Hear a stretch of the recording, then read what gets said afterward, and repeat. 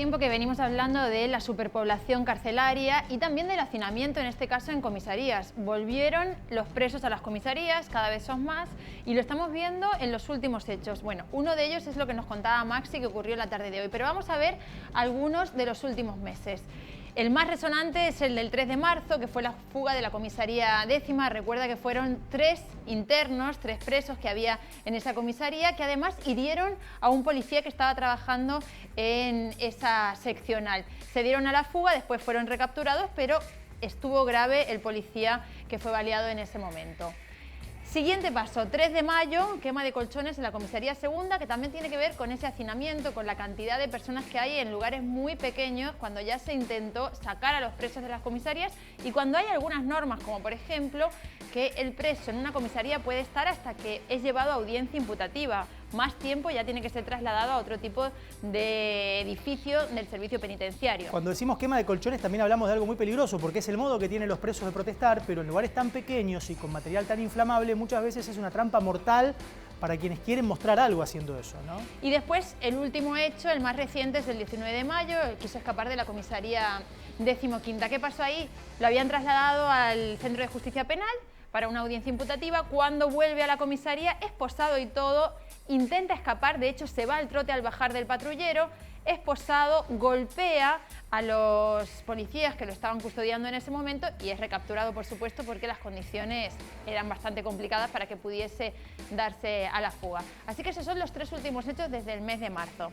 Vamos a ver ahora unos datos, Pablo, que tienen que ver con una nota que presentaron desde el Colegio de Jueces y Juezas de la ciudad de Rosario a la Corte Suprema de la provincia, pero también la presentaron a la gobernación, al gobernador Omar Perotti, por la situación carcelaria en la provincia de Santa Fe. Y vamos a ver algunos números para que veamos la evolución de la cantidad de personas detenidas en las comisarías, pero también de los presos en el servicio penitenciario. Claro, uno intuye que ahí hay una rotación, ¿no? Supuestamente lo que tendría que suceder es que entren algunos y mientras tanto vayan saliendo otros. Evidentemente, acá por lo que vas a contar vos, eso no es así, sino que va hacia arriba, ¿no? Y eso lo que se está viendo es que cada vez se achica más la diferencia entre los que entran y se agranda más la diferencia entre los que entran y los que salen, entonces hay menos lugares para las personas detenidas. Presos en cárceles, es decir, en dependencias del servicio penitenciario. En el 2008 había 2.295 personas. Recordemos que en el 2008 el delito era menor en Rosario y en la provincia. No había tantos casos graves como estamos viviendo actualmente. En el 2015, fíjate que no llega a duplicar la cantidad que había en 2008, pero ya se acerca a los 4.000 internos. Ya teníamos la guerra narco desatada desde la muerte de Cantero, del pájaro Cantero, en 2013. De hecho, te doy un dato. Bueno, ese te lo voy a dar en la siguiente placa. 2019, 6.457 personas en cárceles. Recordemos que en esta época ya habían tomado la decisión de sacar a los presos de las comisarías y en 2023 llegamos a 8.607 personas que están en este momento en todos las dependencias, los edificios del servicio penitenciario de la ciudad de Rosario y también de la provincia. Es 4 veces más que de 2008 a esta parte. Es impresionante, el crecimiento que han tenido. No, porque de hecho no es que han crecido en infraestructura las cárceles, no hay muchas cárceles más, o sea, las plazas disponibles son prácticamente las mismas. Sí, han aumentado muy poco en los últimos años.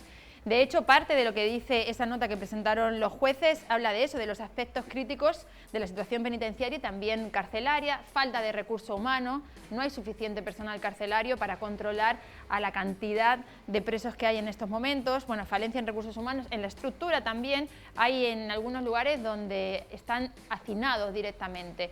Después también dicen que están poniendo en crisis, esto es textual, les leo la nota textual que presentaron a principios de junio, se está poniendo en crisis el paradigma de derecho y deberes que el Estado debe respetar y habla de que no es novedoso ni reciente, que esto está pasando desde hace muchos años y que no ha habido avances, como tú dices, en ampliar el servicio penitenciario para que entren todas las personas. Aumenta el delito, también aumentan los detenidos, porque esa es una realidad, pero no hay lugar para alojarlos. Y por eso, ¿qué es lo que pasa? Que ahora vamos a ver los números de las comisarías, que son los que tienen que ver con la nota que nos contaba recién Maxi.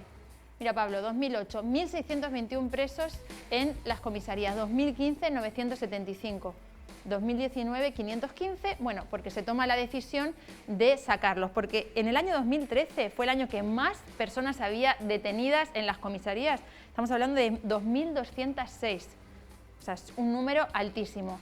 2019 muy bajo y ahora en 2023 volvemos a tener el mismo problema. 1.344 personas, se asemeja a los números del 2008, cuando había muchas personas todavía alojadas en comisarías. Sí, incluso también, perdón, algo para agregar, que en esas mismas comisarías donde hay personas a lo mejor por delitos menores, se tiene que convivir con delincuentes que son mucho más peligrosos también. Y eso también termina generando problemas a la hora de cumplir esas condenas o ese paso transitorio de esas personas que esperan una condena. Claro, ¿cuál es el análisis que hacen los jueces en este escrito que presentaron? Que el hacinamiento, sobre todo, tanto en cárceles como en comisarías, lo que provoca son motines y lo que provoca también son las fugas, que es lo que hemos visto principalmente en las comisarías, donde hay una mayor facilidad para fugarse que en el servicio penitenciario. Hablan de superpoblación carcelaria, es muy difícil controlar, por ejemplo, el consumo de drogas al haber tantas personas hacinadas, y también la problemática del consumo de drogas, intentar sacarlos de esa adicción. Después también controlar si entran celulares, si no, si entra drogas, si no, la higiene también, por ejemplo, o los informes que piden los abogados o piden para saber, en el caso del patronato de liberados, cuáles son las condiciones, si está cumpliendo con las salidas transitorias, si está cumpliendo con los talleres para reinsertarse en la sociedad. No hay control, entonces, una vez que salen, es muy difícil retomar la vinculación sociofamiliar.